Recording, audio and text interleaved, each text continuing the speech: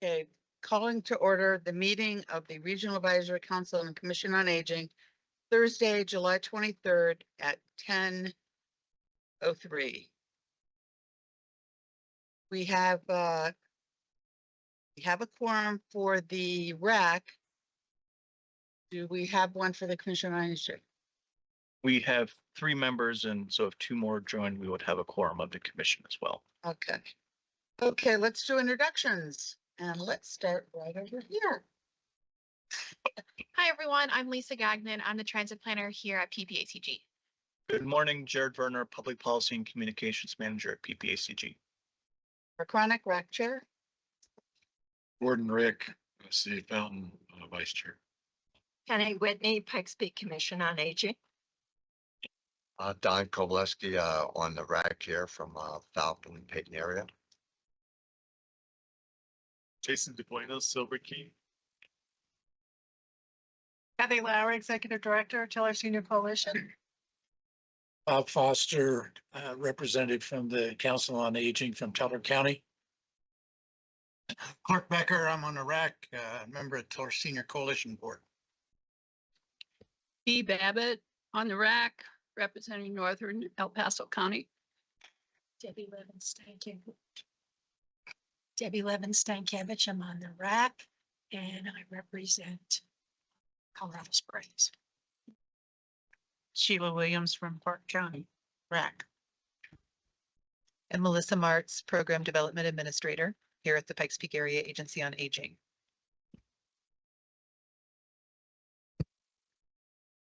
Thank you. Let's start with the online, Carolyn.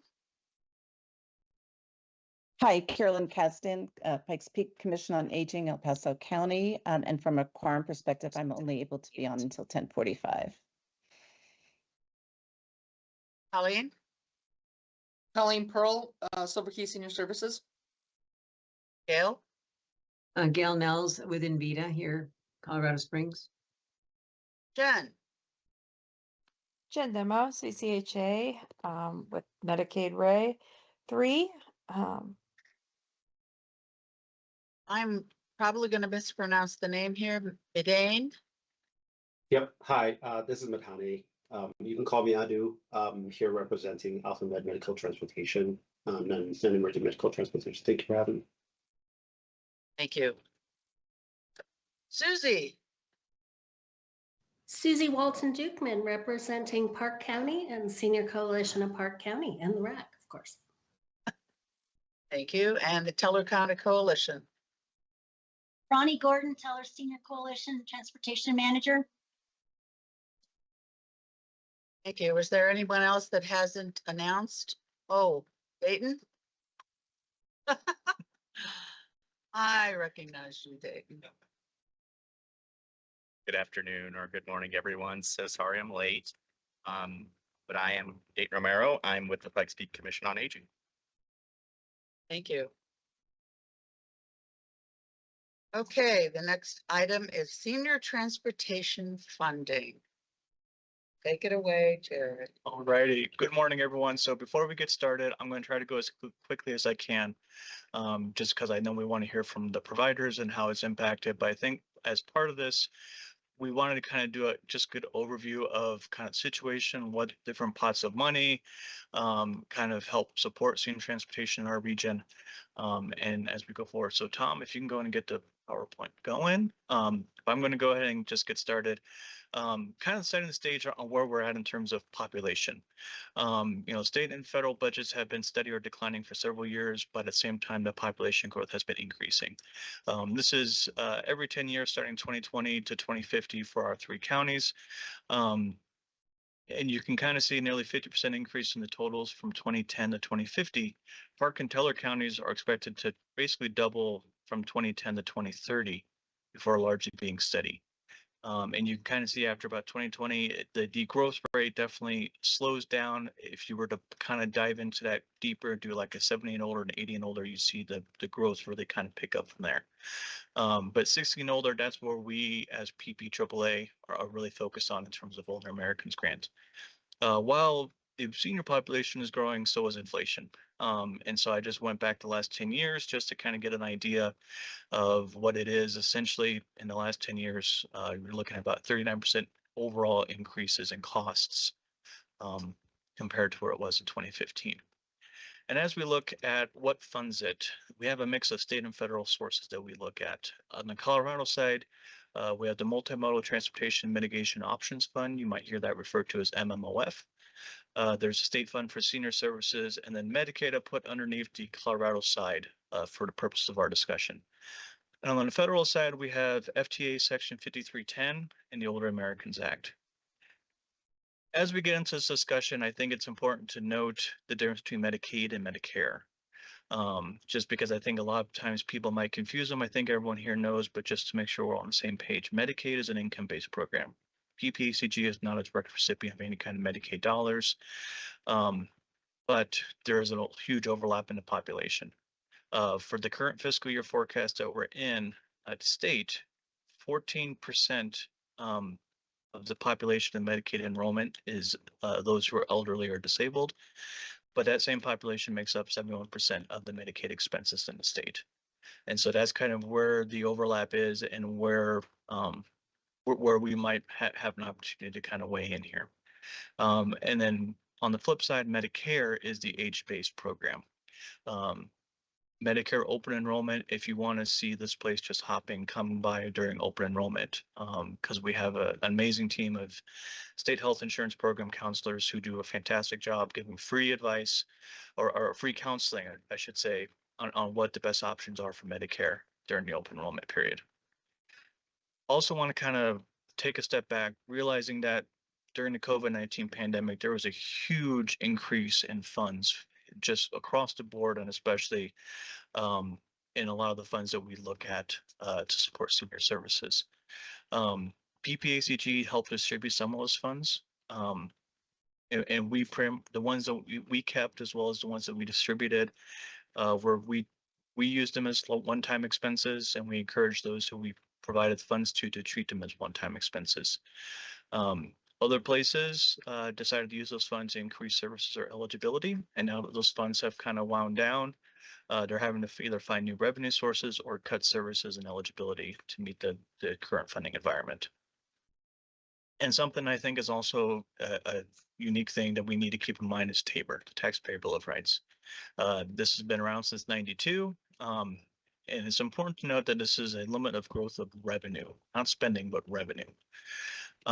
Federal funds do not count against the TABOR limit, and any fees enacted by the General Assembly are not considered a tax and are not subject to TABOR. So if you register your car, you'll see a whole list of fees that came in about 5 years ago.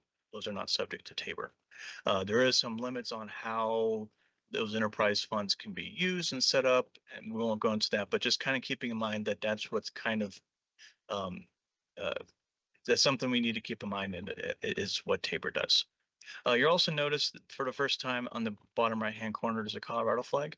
It's really easy as we get through this discussion to confuse what's state, what's federal. And so I've just done that as a way to kind of help me to remember, is this federal or state, but also help everyone else remember, are we talking about a federal program? Or are we talking about a state program? Okay, so now let's kind of go fund by fund. We kind of identified what they were, but let's kind of go into some of the history and kind of some of the situations we're dealing with now. Starting with the Multimodal Transportation and Mitigation Options Fund. Created in 2018, expanded in 2021. There are several program goals, but the first three are applicable to us. Benefit seniors by making aging in place more feasible. Benefit residents in rural areas and disproportionately impacted communities by providing them with flexible public transportation services and provide enhanced mobility for persons with disabilities. This is currently funded through one-time general fund transfers, ideally every year, as well as the retail delivery fee. That retail delivery fee was established by Senate Bill 21260. That was a massive transportation bill 5 years ago, but one of those is the retail delivery fee. So I think if you get anything off of Amazon or anything like that, you see like a 10-cent surcharge on there. That's the retail delivery fee. Generates roughly $10.5 million a year. That makes up roughly half of what goes into MMOF on a consistent basis at the time, as the general fund transfer of about $10.5 million what was used. So you're looking at an MMOF fund on an annual basis of roughly $21 million. Whenever Senate Bill 260 went into place. Last year, there was a pot of money in the MMOF fund that had not been allocated yet. The Joint Budget Committee saw that and took about $71 million out of the MMOF fund. So that was last year. This year, that $10.5 million general fund that was supposed to go till 2032, they've suspended that now for 3 years. And then also this year, they changed the state and local distribution of MMOF. So before July 1 of this year, 85% of what went into MMOF went to locals. That was distributed through the transportation planning regions and the metropolitan planning organizations throughout the state. And then 15% of it was held at CDOT. Starting on July 1, just a couple of weeks ago, that proportion changed to where 30% of it is now held on to the state. So based on this, they stopped the general fund transfer, and then they changed they populate the percentages. So the state is roughly held harmless through those two bills at the expense of locals. And so anything MMOF related, especially in our region, if it was distributed through the PPACG MMOF process, and also Central Front Range, because that covers a lot of our rural areas, obviously massive hits. Those projects have been delayed for years as a result of last year and this year. State Fund for Senior Services. So you've heard about this one quite a bit. This is a general fund appropriation, an older Colorado's cash fund. That's how that's funded on an annual basis. That supports the area agencies on aging throughout the state. This is not a transportation specific funding source, but as we all know, you put pressure on one area and that's going to put pressure on other areas. So if you start to decrease transportation funding in some areas, some of these funds might have to kind of try to catch up. I started in 2019 because again, COVID-19 really kind of changed a lot of the funding. So the purple area that you see on the bottom, that's the State Fund for Senior Services. That's the general fund and the older Colorado cash funds year over year. You can see that in 8 years, that fund has grown by about $2 million. Again, keeping my population growth and inflation, that's essentially a cut. You can barely see there's a blue bar in between the purple and the green. That's the homestead that stopped in 2024. That has not been part of the State Fund for Senior Services since then. And then I put in the federal stimulus dollars. So you can see the huge spike during COVID-19 and then it's zeroed back out since then. But you can see just kind of how much of a difference that made during those years. This is Federal Transit Administration, so now we're going to the federal side. This is enhanced mobility of seniors and individuals with disabilities. This is limited to MPO boundary, right? Put it in here. Okay. So when we say MPO boundary, that's the urbanized area. That is Colorado Springs, Monument down the Fountain. It goes a little east and then it goes west up to Woodland Park. So just kind of an idea of where this money is restricted to. Last year, PPACG received $700,000 to distribute, and that was distributed equally between Silver Key and Vita. I put in kind of the nationwide funding. So that's what it's been looking like since 2023. What's in italics is what's being proposed under the Surface Transportation Reauthorization Bill. That's HR 8870. So you can see that if enacted as proposed, it'd be a $10 million hit across the country, and then slowly building back up. But at a time when inflation is growing and seniors are growing, any cut is a massive hurt for us. And I also put in Older Americans Act, similar to State Fund for Senior Services. This is not just a transportation specific funding source, but again, it's something that is used to provide services and support of providers across the region. That's funded through a general fund appropriation. Appropriation lapsed in 2024. The current reauthorization legislation passed last week in the Senate, which is very exciting. And you can see kind of where the nationwide funding has grown since 2019 to this current year from about 2.1 to 2.5, 2.6 billion. The 2027 number in italics is what has been passed by House Appropriations, and that would be what is in October 1st. Oh, I'm sorry. No, that works. Sorry. But you can kind of see kind of as funding has grown and now would be a slight decrease going into 2027. as proposed from House Appropriations. Again, that has not gone through the House floor, and Senate has not done any kind of suggestion. Most likely looking at a continuing resolution in which would lock in the 2026 figure. Okay, I don't remember to do the slide. I apologize. And then Medicaid, the one that has changed a lot. So just an awareness, this is a joint federal and state program for individuals with limited income and resources. The federal government establishes the guidelines, but it's the states that administer the program. And then this last bullet point, I pulled this from the Colorado Commission on Medicaid presentation. Since 2022, 71 Medicaid-related bills have been passed in Colorado, and they're broadly in those 6 different categories.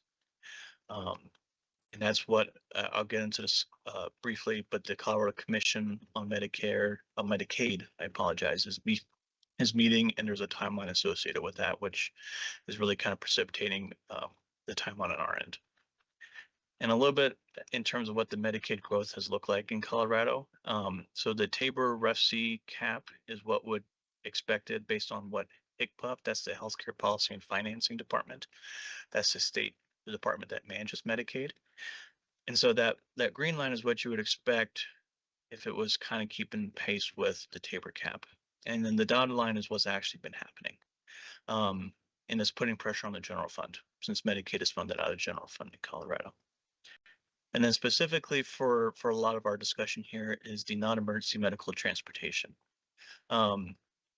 So part of the reason why they really kind of take a look at it is that this particular procedure code has been a target of fraud.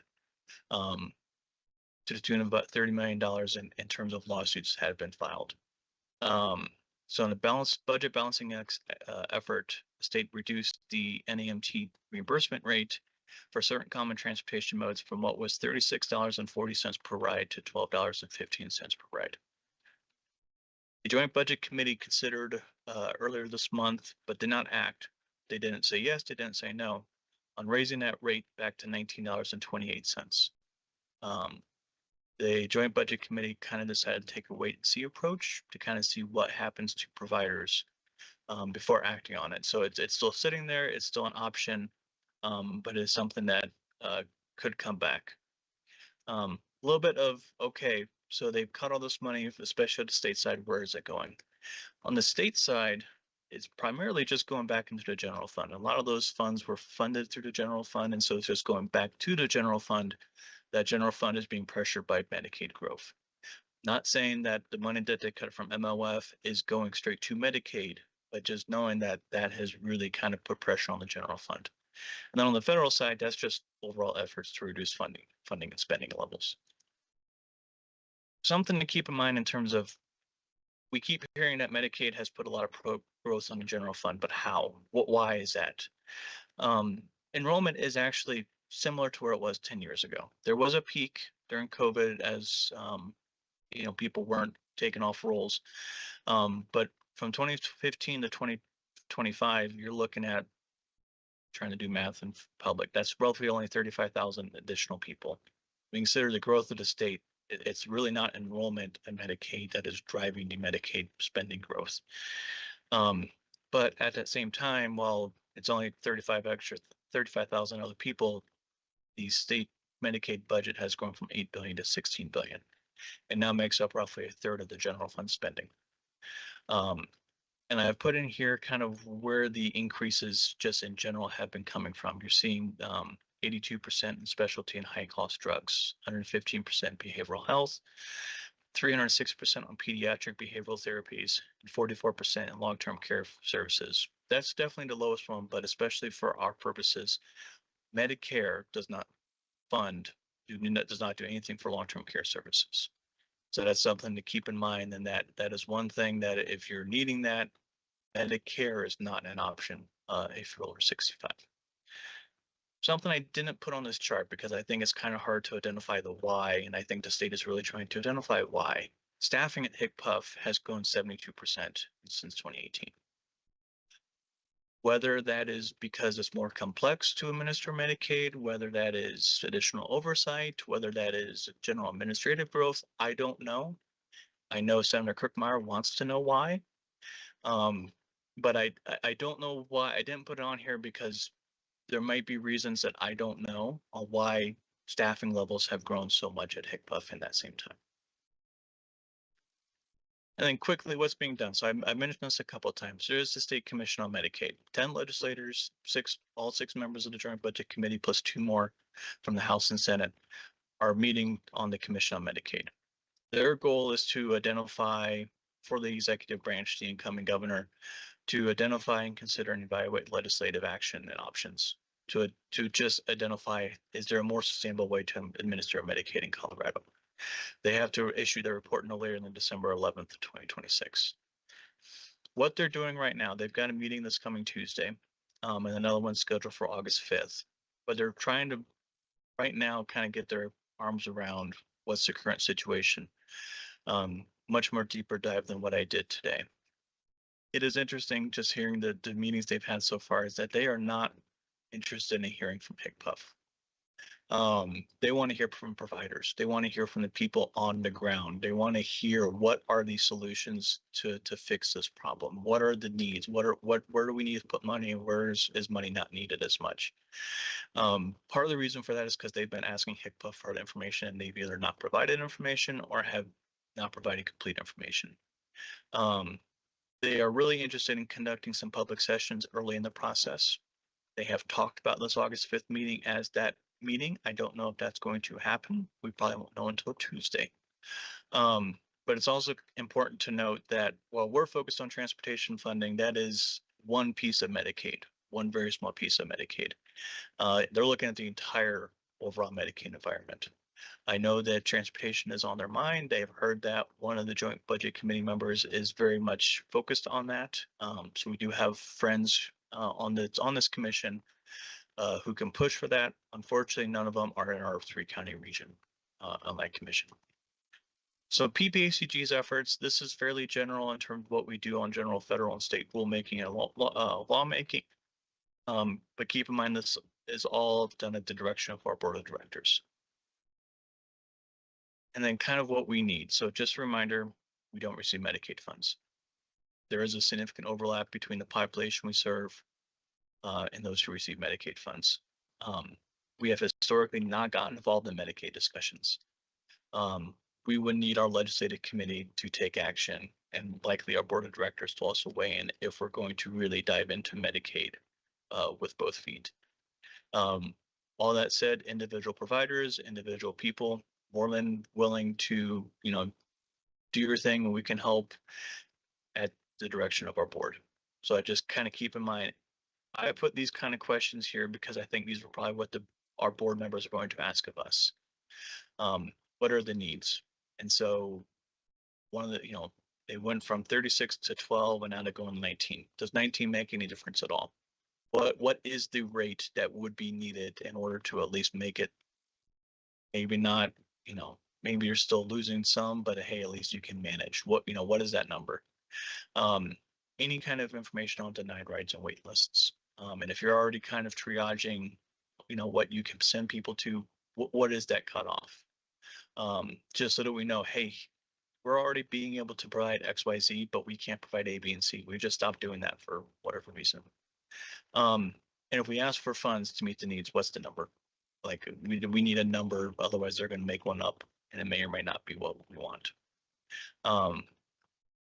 Ideally, we would like the RAC or the Commission on Aging to make some sort of recommendation that we can take to the board or the legislative committee to be able to say, hey, here's what we think is needed. This is why we think it's in our wheelhouse, to use a transportation pun, in our lane. And this is why we think that this is something we should weigh in on. So I tried to go as quickly as I can. That still took longer than I expected. But that's pretty much it. I'm happy to turn it back over to the chair.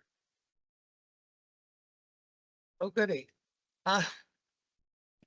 So what I'm hearing is we're going to generate some discussion here, take notes, and hopefully then compile them, whatever data we've got, present that to the board. Is that the direction? I think we would love to be able to hear from, especially yeah, I'm looking at our two providers in the corner and we've got a couple online to be able to really know like, hey, how is this impacting you? What is needed? What's already being done? To kind of mitigate as much as possible, or is it not mitigation? I know some providers across the state have indicated that they'll likely go out of business. I don't know if we're in that situation here, but just knowing what the seriousness is, what the level of need is. So I mean, I know I've got some questions. I think others have got questions as well. Or if the providers just want to go forward and kind of provide their lay of the land, I'll leave it up to you. So Madam Chair, I think that if you want, I think we can just go through some of those questions that have been sent out to folks and kind of see how that rolls and give each of our transportation providers an opportunity to answer. And again, we have online, we have Gail with Invita.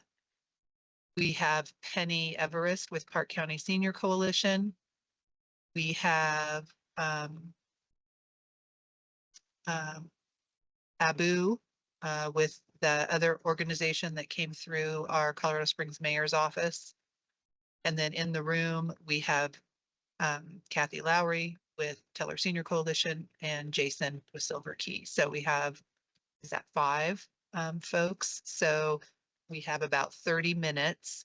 And I'm thinking that maybe we talk for about 20 minutes and hear from providers. And then we can spend another 10 minutes with Commission on Aging members and RAC members asking questions. So if I would like to recommend that our RAC and Commission on Aging just maybe keep track of questions you might have, and let's save those for after the providers finish talking, if that's an okay structure. I think that's a great Okay. idea. Thank you. And that said, we might want to focus on kind of those highlighted questions that are listed there that you have in front of you that our providers have seen, and then see if we have time for other ones. Okay. And we do have one more question in the room. Talking the highlight. Well, we have a RAC member. Laura, I have just a statement. I don't know where on this information, but I think that somewhere between both committees, I think we have to state that transportation is just more than a car or a bus or something taking a person somewhere. I think we have to express that our whole goal of providing transportation to seniors is to widen their lives, give them options that wouldn't exist if they don't have transportation. And so I think somehow and somewhere in when we're presenting all this stuff, we have to say that, or we have to provide that, the reasons why transportation is so important. Thank you, Debbie. Okay. Yes. Just one additional thing. We also need to recognize that transportation is not just a car and a driver. Okay. A lot of these drivers have to be bilingual because some of the patients they're picking up don't speak English. They have to translate from the doctor to the patient back and forth, and they've got to sit and wait while the patient is being seen by the doctor for that person to get done. Because if they leave and go take somebody else, then when the patient's ready to leave, who knows if somebody's going to be there, can come back and pick them up. So it's just more than a car that we're talking about. Agreed. Okay, let's start with Penny, since you're right here. Oh, I'm sorry. Oh, I didn't see her. I'm sorry. Okay, other Penny. Other Penny, myself, Senior Coalition. Yes. And so the question would be, is there a way for Park County to demonstrate what the unmet need is for transportation? And essentially, how much would you need to fulfill all of the requests in Park County for transportation? So that's our first question. And if I need to repeat it, Penny, let me know.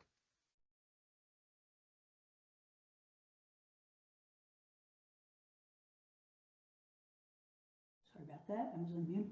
Yes, you know, to really cover all the transportation needs that are up here in Park County, it would probably take another probably $100,000 off the top of my head to make that happen.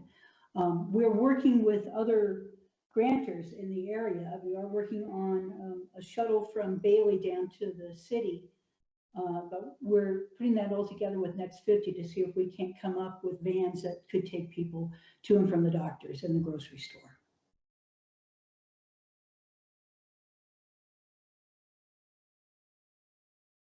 Anything else, Melissa? Thank you, Penny. Do you want to go on to Gail next? Please. Would that work Yes. for you? Okay, so Gail with Invita. The question is, of course, is there a way for you to demonstrate your unmet need? And how much would you need to fulfill every request? I'm not sure I thought about it in those ways. I'm normally Eric is here, but we're having a photo shoot for, and so he's off site today. So I think I'm more prepared to talk about what percentage of our rides are from Medicaid. It's about 56%. And I need to say this to this group is that we're not only focused on older adults, but this is for the disability program, because we also use Medicaid for non-medical transportation. That would be the developmentally disabled.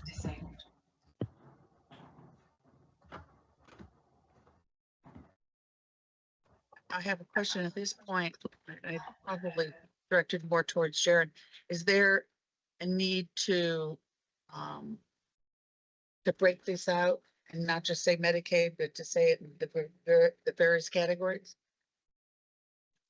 I think, yeah, I mean, obviously Medicaid is what's kind of driving the timeline right now. But Medicaid is not the only funding source. And so if there's an idea to know, but I think for us, just demonstrating what the unmet need is, and then can we find, you know, quote unquote, you might hear it called like the different colors of money. Is it, you know, MMOF does have the ability to be able to fund a lot of these things. That's not Medicaid. You know, the 5310 is a different funding source. And so I think just knowing what the unmet need is and how much, you know, if we're going to have a bigger discussion about transportation needs in our region, like here's the needs in our region to be able to fund transportation for seniors. So I don't think we need to bifurcate so much between Medicaid and non. That's kind of what Yeah. I was getting at. Gail, do you have a number overall rather than breaking it out? Number overall of what? Beg your pardon? I don't understand your question. Number overall for what? Of the unmet need? No.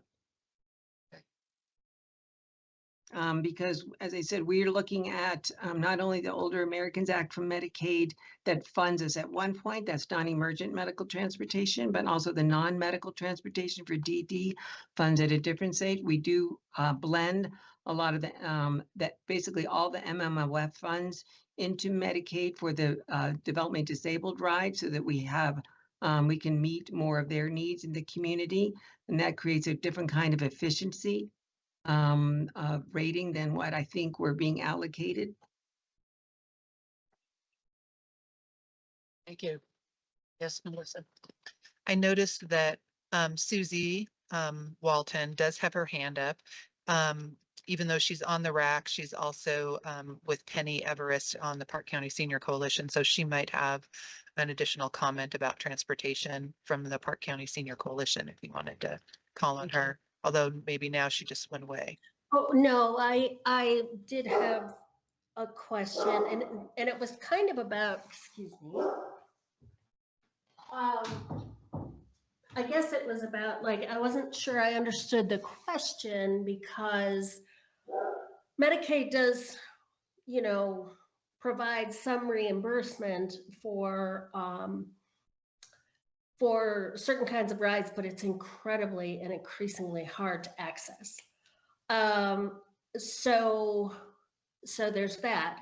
And that's just simply for people to be reimbursed for rides that they themselves can drive them, you know, to a doctor's appointment or pick up prescriptions or things like that. But it's also for other people to drive them. And then of course there's the other kinds of NEMT, right? If you need to be picked up by a cab or, you know, that sort of thing.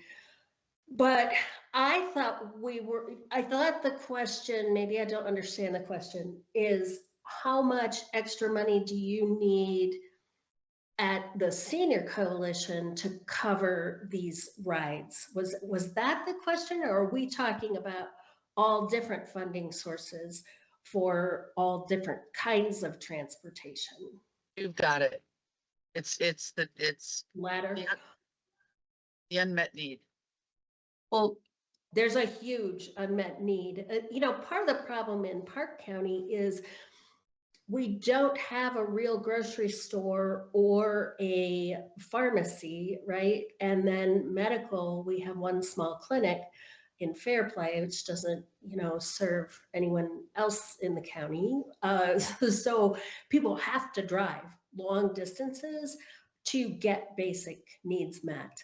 So I would argue per capita, the cost is higher in our in Park and probably Teller as well. You know, even though our N is smaller, a number of people who actually need the assistance may be smaller, it costs more to you know, transport them or reimburse them for transport. So Penny guessed 100,000, and that can't be far off, but for what part of transportation, right? Like that's not going to cover entirely a couple of shuttles in different, you know, strategically located in different places in the county. You know, and then there's reimbursements. So I guess I would need more time to dig into this to figure it out. But it's a significant need in Park. And I'd like to add a lot of this conversation for Medicaid with older adults. You're talking about a dual eligible population with Medicare and Medicaid, and so that complicates. In VITA, you know, we're not just focused on older adults, and so why I can't answer the question is who are we, you know, what's our wait list or denial, is that right now we're taking service plans for people with developmental disabilities all the way from, you know, children to adults that are, you know, 80 plus, and we are seeing if we can support their day programs that take them to the numerous providers in town. And so we prioritize that and try to build routes and structure that so we can be the most efficient as possible regarding serving the most number of people with the money we have. And so it's a very complex, and really, I'm not sure Invita can really add a lot to what is the unmet need, because we would broaden the conversation more than I think the focus of this organization. Thank you. Jason?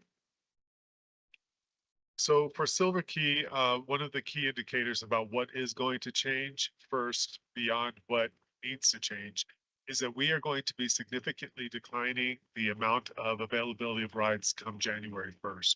We are already positioning for it because of the financial cliff that we're running off of related to MMOF funding. So we right now have 5,000 rides that we deny, and that's based on our current funding with MMOF in play. And to be able to make this whole between the 5,000 rides that we are denying and the financial cliff we're running into, we would need to be at an additional $750,000 to stay the same.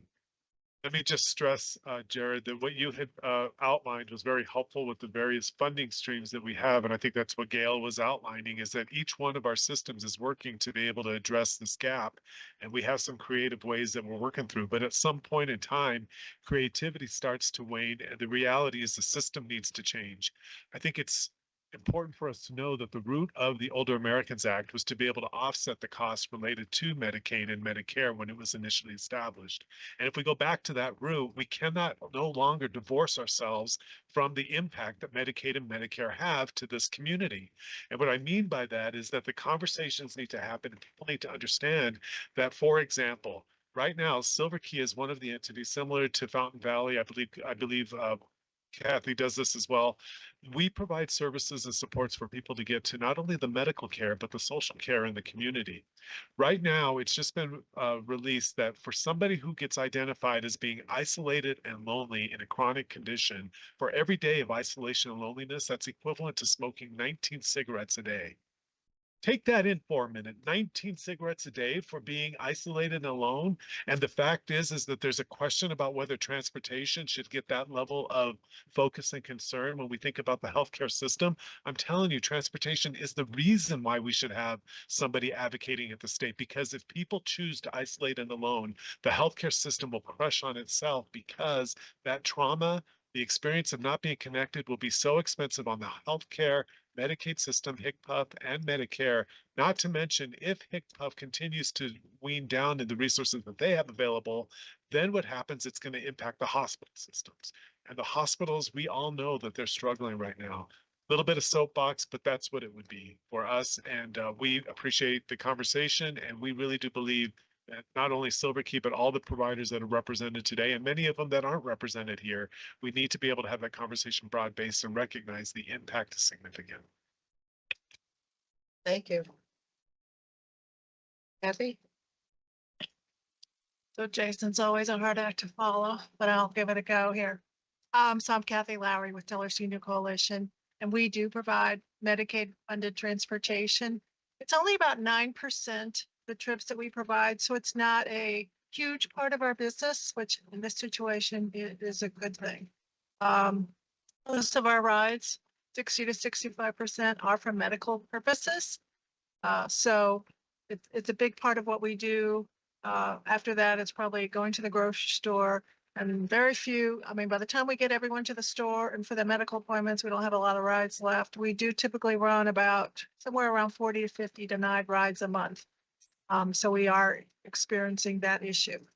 So a couple of years ago with Medicaid, our funding equated to about $290,000. I think we're on track. And that was when the reimbursement rates were higher than obviously what they're going to now. I think we will be on track to be at about 100,000 this year. So I would say my gap is that difference. And so we're looking at a pretty significant dollar amount.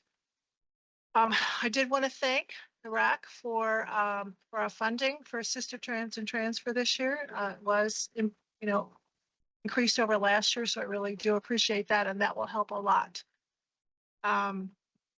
So one of the things with Medicaid, it puts a lot of requirements on the drivers. It's expensive to provide all the training that the drivers need to be able to provide these rides. I think Medicaid's oversight is maybe appropriate. I don't know, but I'm just saying that would be a thing to look at, is can we make it easier for the drivers to qualify to then provide Medicaid transportation? We're struggling getting drivers because, we have to bring them in and say, oh, by the way, you got to do this and this and this and this. And a lot of times they say, oh, I don't think so. So that's one thing I did want to bring out here. So another point that I think we need to make is insurance costs.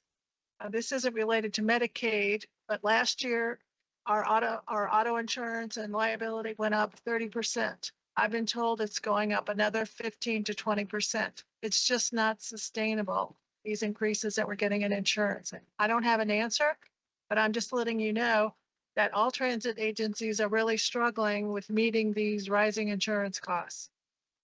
There are some impacts to services due to the lower reimbursement rates. We know that I think Goodwheels is not providing ambulatory rides, those that are reimbursed at the lower rate. I know MedRide is not doing short trips from what I'm understanding. So one thing we have to keep in mind is the impact to clients. And if there are fewer providers providing these rides, what are those clients going to do? The Teller Senior Coalition has made the decision to continue Medicaid rides for the short term.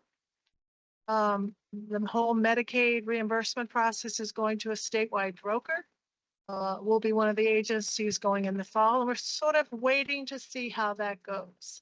So there's a lot of uncertainty with this. One other point that I'll make is that the CASTA, the Association of Transit Agencies is lobbying for higher rates for Medicaid reimbursements, particularly for rural agencies. For rural agencies, I mean, a good chunk of our rides are down to Colorado Springs. That's at least 20 miles. If not, if you're going to northern Colorado Springs, you're probably looking at 30 to 40 miles. We figured our cost per mile is $3.92, and they're now reimbursing us at $2.74. So I know I threw a lot of information out at you, but this essentially the answer to the question is probably $150,000. And we are evaluating how long we can continue the service. I will say a very important consideration for the Teller Senior Coalition was that clients in Teller County probably have no other option. There's no one else they can go to for a ride. They might be able to get MedRide to come up, but leaving all these clients in the lurch with no access to medical care was we just couldn't do that. So we're continuing, and we're going to continue to evaluate what these lower rates are doing in terms of our financial situation. Thank you. Gail, your hand is up. Yes, thank you. So I do want to say thank you, Kathy, for articulating the nuances on emergent medical transportation. I wanted to add that it does cost us at one point last year, we calculated about $1,000 to provide all the training to bring a driver on to do Medicaid rides. And we also wanted to pair it that, yes, the insurance costs have gone up substantially and really impacting our cost per ride. We've seen from 2025 to 2026, almost a reduction in I'm just going to talk about revenues from NEMT to what they are today.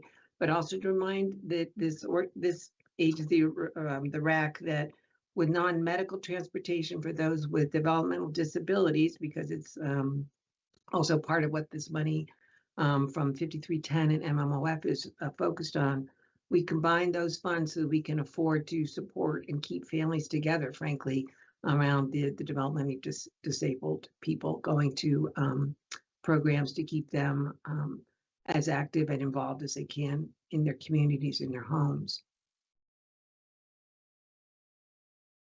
Thank you.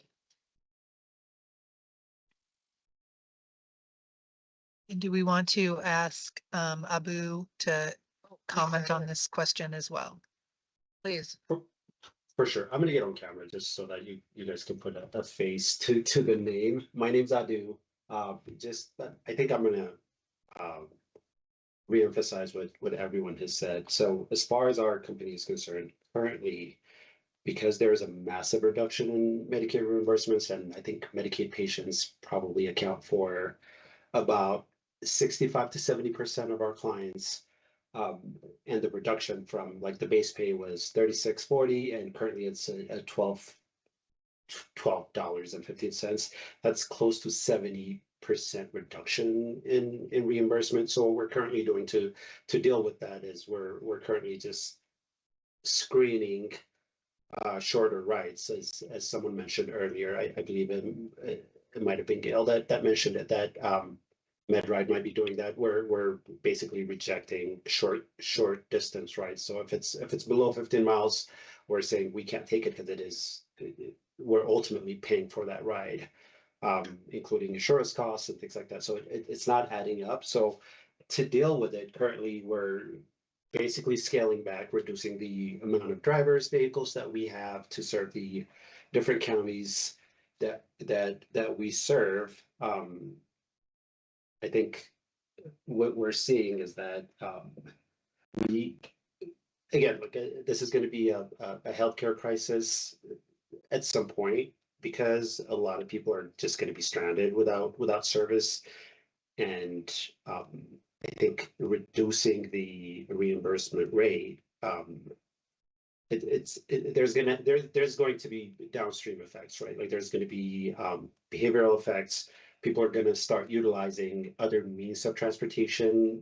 By what I mean by that is that there's like behavioral health secure transportation that exists within the healthcare system that reimburses considerably more than the regular NEMT. But because people don't have other avenues to get to their medical appointment, they're just going to say, I have a behavioral health crisis. Can you take me there? And they're going to take it. Businesses will get reimbursed, but that is not the appropriate way of utilizing the right resources. So that's just kind of how I see this going.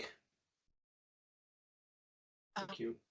Push in a little bit of a follow-up on your, excuse me, on your explanation. Do you have, or do you feel that there's any way to recommend an appropriate way for the state to do this differently? Proper auditing, right? I think a lot of the fraud that we notice is because a lot of the control still remains within the businesses, the individual drivers, and the auditing system must be controlled by HCPF, and HCPF must have a lot of the controls. What I mean by that is that, like, when a patient calls, we can't, as a matter of HIPAA, right? Like, we can't ask them why they're going to their clinic. Are they going to their clinic? What are you being seen for? And things like that. We can't ask that, but like that burden lays on the business. And I think it's absurd. And everyone probably agrees with me that HCPF is just kind of passing on that baton to us. That is not how we should, there should be an auditing process, and increase the reimbursement. Audit us, audit the right way. Put the proper clinical audits, proper financial audits in the system. Again, this is with the full appreciation that this is a complex system with a massive amount of money, which is super open to fraud and abuse. However, that is for the state to resolve. I think this is my take on it. What, in your opinion, is a better way to circumvent the lack of ability to ask those kinds of questions and still get to the answers that you need so that the audit can take place effectively? I think there's a lot of items, right? Like, I think we're moving towards a single broker system currently, which I'm not against. I think that is one way to audit this. That's neither here nor there. However, billing systems must be transparent. For instance, when we're billing, we see a denial, it just says you're denied. So we have to call the billing agency, which is Gainwell, call them, have them review why the thing is being denied. And so we're being kept in the dark to where we can't even improve our processes, right? Like, so they must make their billing practices and why things get denied transparent, as opposed to just giving a blank statement saying this is being denied. So transparency for both sides, right? Like, if we have to put in a periodic audit report, happy to open that. I don't think any business which does legitimate business would be against that. So periodic reports, again, like, I do see that HCPF has increased their staffing by 75%. Again, what I'm asking obviously is going to require them to increase their staffing, but there are other auditing mechanisms that can be brainstormed, technological auditing mechanisms that can be brainstormed and resolved for that much larger systems are able to resolve that currently HCPF is kind of having a challenge on and is passing on the responsibility to the individual private businesses. Thank you. Thank you. Melissa. I just want to do a time check. Our RAC meeting, which will happen after this meeting, is short. We don't have a whole lot on our agenda because this is the primary conversation we wanted to have. But with other folks that are here, the transit providers and Commission on Aging folks, if we push this out and continue possibly for another 20 minutes with questions and from comments from our providers, will that work for folks?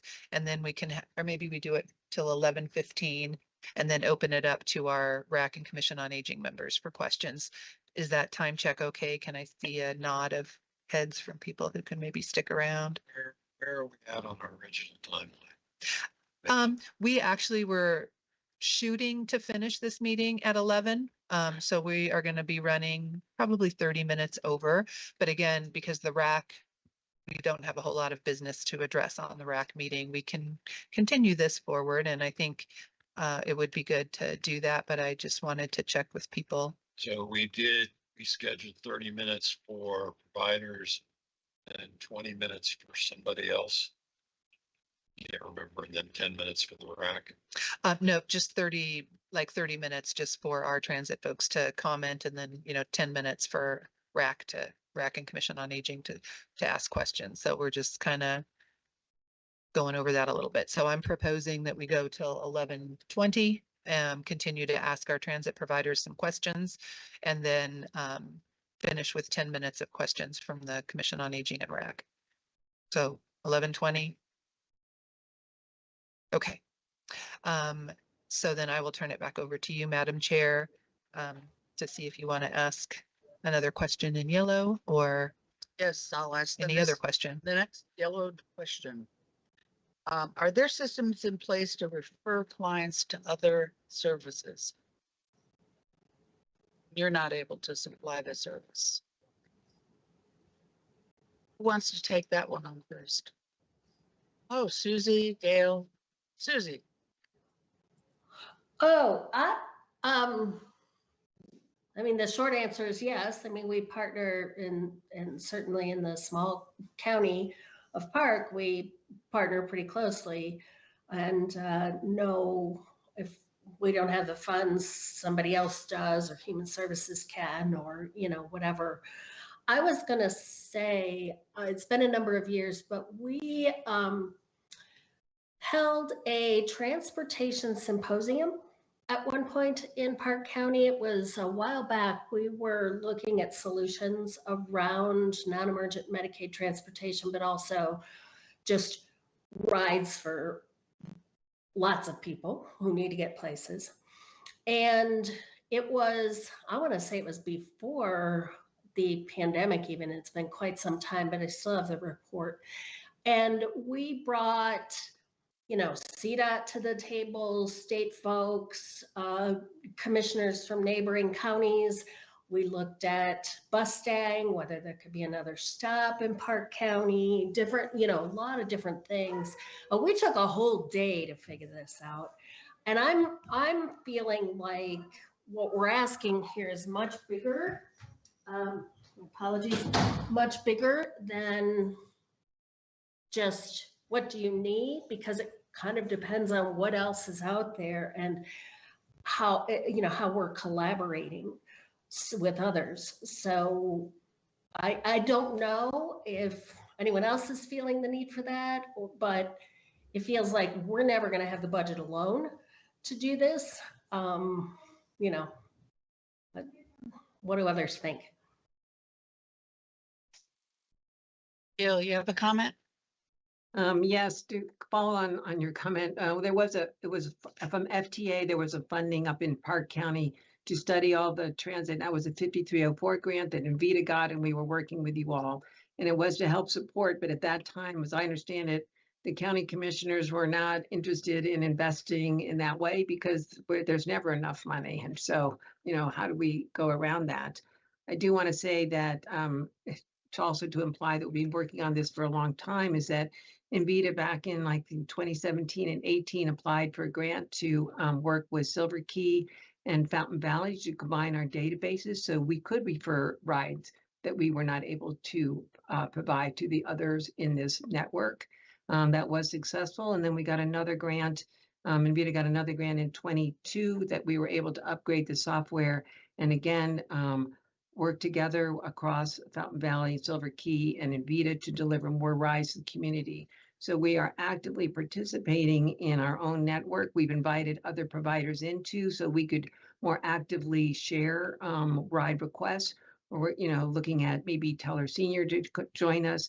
We're down in Pueblo now and working with some of them because these software systems are very expensive, but they do help us attain efficiencies that were not seen prior to this kind of really software investment and collaboration. I want to say, so we've been working on it and we do refer actively to each other. I would like to say just ironically, as we were looking at some data, our number 2 ride is most popular ride outside of dialysis. Number 2 is Fountain Valley Senior Center for their services there. So we do work together as much as we can. Appreciate that. Thank you. Kathy, you had a comment? So in terms of recommending clients for other agencies, in Teller County, we're about it. It's really no one else. We do occasionally, if it's a Medicaid client, we may, and if we can't do it, we may refer them to MedRide or Invita. If it's, one we can't fit in, but that's probably pretty infrequent. So, one of our challenges is if we can't do the ride, there may not be another option for that client.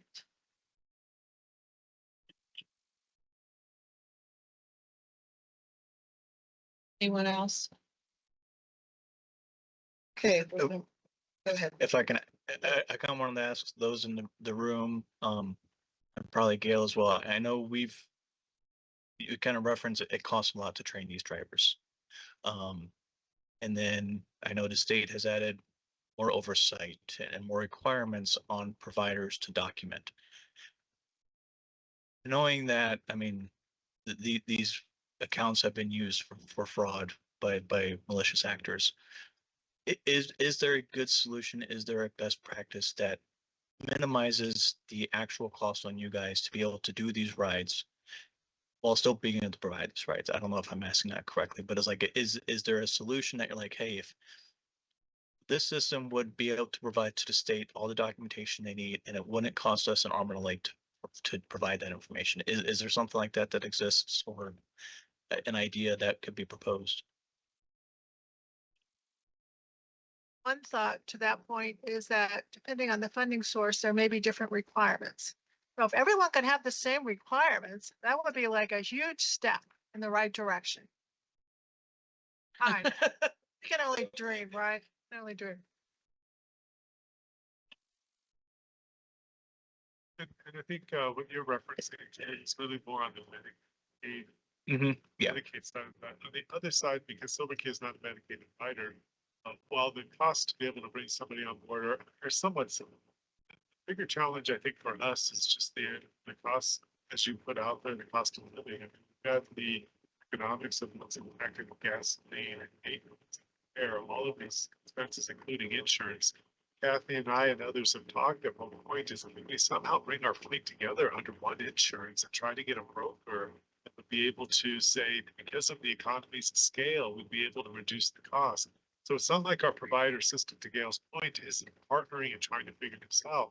The nuance is that each one of the service deliveries exist for a population and demographic that's slightly different in some ways and significantly different in others.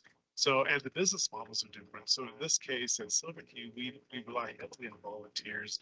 Fortunately, that's a significant amount of support. So when you think about us thinking about partnering with Gail to be able to, let's say, maybe get some sort of insurance at a more global perspective, because the business models don't align, the insurance is so they're like, no, you guys do what you do, they do what they do, you do.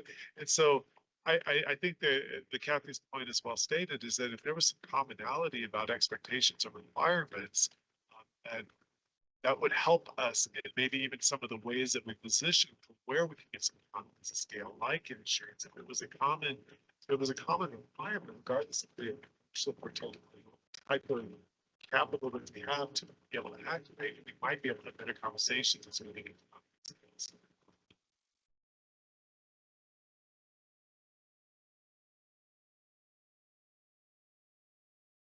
I'd like to add, if I may, we are being audited, and because we do so much Medicaid, a lot of the audit requirements are coming from the federal government. And so it's the feds, CMS looking at our state HIGPUF, and we are in the sites of the federal administration. And so we're very careful. So right now, Invita is being audited about basically $12,000 of Medicaid rides. But this represents like not even 0.5% of all the Medicaid rides we do. Yet we're spending time The initial letter came out 8 months ago, and now they're just coming back to us to go, let's investigate. We feel we can substantiate all these rides, but there's that cost and time and trying to justify $12,000. But because of the scrutiny on our state, because of the magnitude of the Medicaid fraud, we're doing everything we can to make sure we're documenting everything appropriately. We feel comfortable we are, but I think it will always be under the scrutiny of the federal government and of course the state government to make sure we're doing everything correct. I do believe that perhaps the brokerage will make that a little easier on all of us from an auditing perspective. I do agree with, I'd love to see if we could get some kind of relief from the insurance costs. We just had our an insurance broker that we're looking at working with. They had their expert that does transportation insurance up from Texas. He was very impressed with Invita's protocols and how we train and hold drivers accountable for safe driving. Yet nonetheless, our insurance rates keep increasing, as Kathy also stated so clearly. So I would, encourage, is there any way we could get some kind of insurance pool to protect us? I mean, just statistically, the number of miles we drive every year, there's going to be accidents. I mean, Colorado was at number 5 in the country for the most fatalities of car accidents. El Paso County, one of the highest reckless driving. So anything we can do to help reduce our insurance costs. I mean, we train so heavily. I'm really proud of our drivers, yet we continue to be penalized in this manner.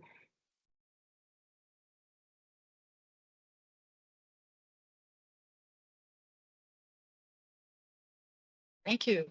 Any other comments? It's good stuff.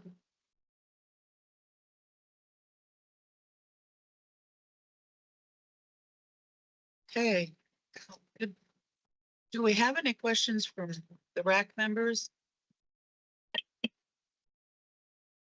Gordon, do you have a question? I have 3 cases. So first is for Jared. As I understand it, Medicaid falls into generally 3 categories. Older Americans who qualify for Medicaid due to income. Older Americans with a disability qualify for Medicaid. And younger Americans with disabilities qualify for Medicaid. Those are 3 categories. Is it possible to get a breakout of how many people fall into each of those categories?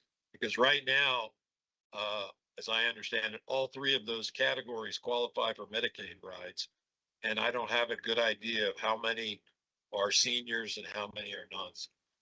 So I'll ask any of the Medicaid providers. My understanding is that age is not really a factor.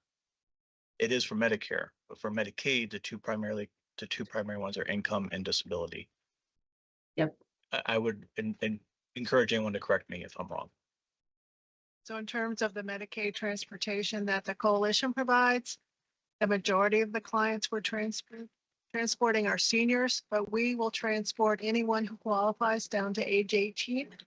So we do occasionally transport younger people under the Medicaid reimbursement program.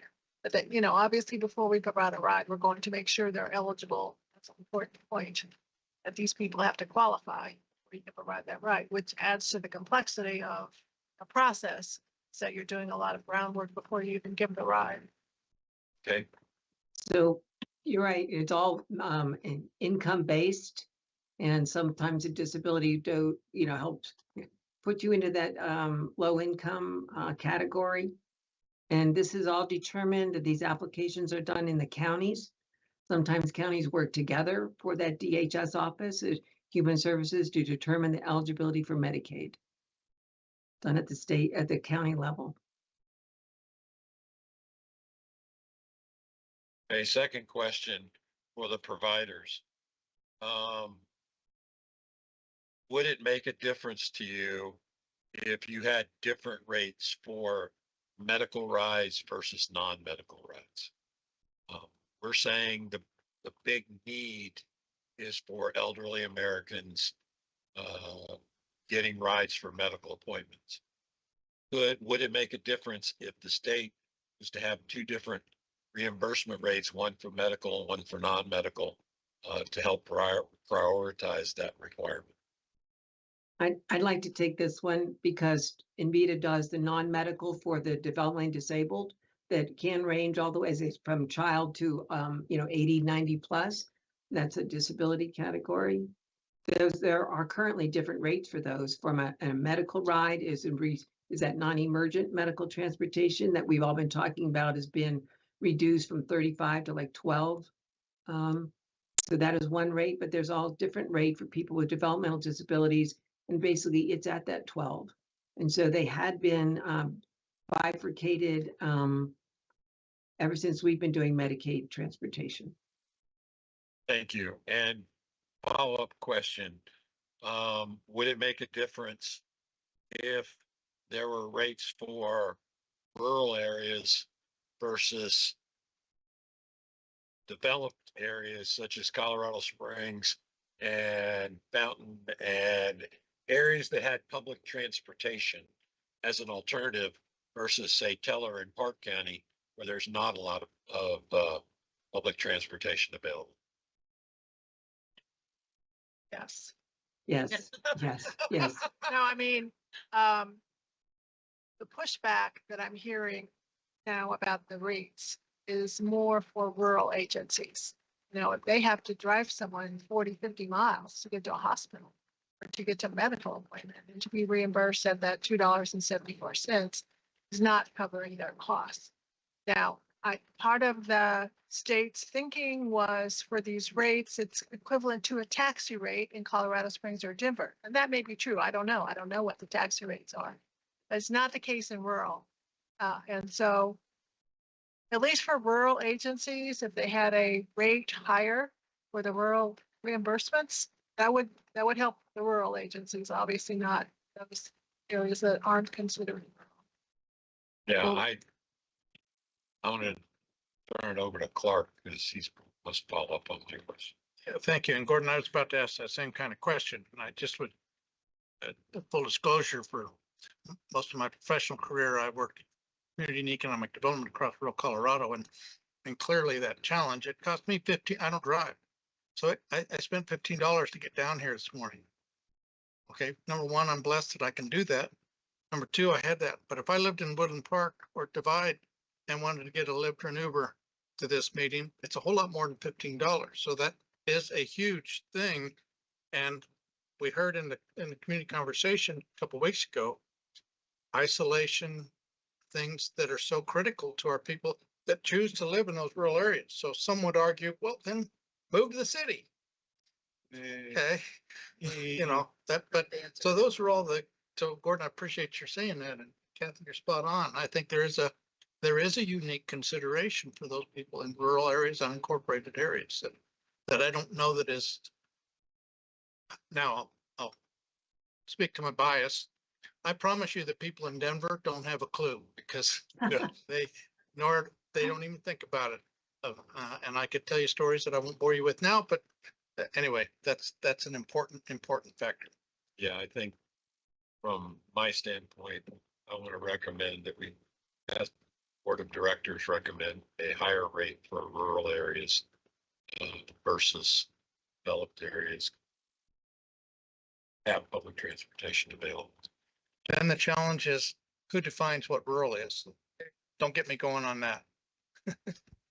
It's who doesn't have public, who does and doesn't have public transportation.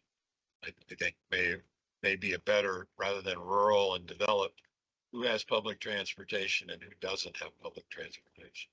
Be a better divider.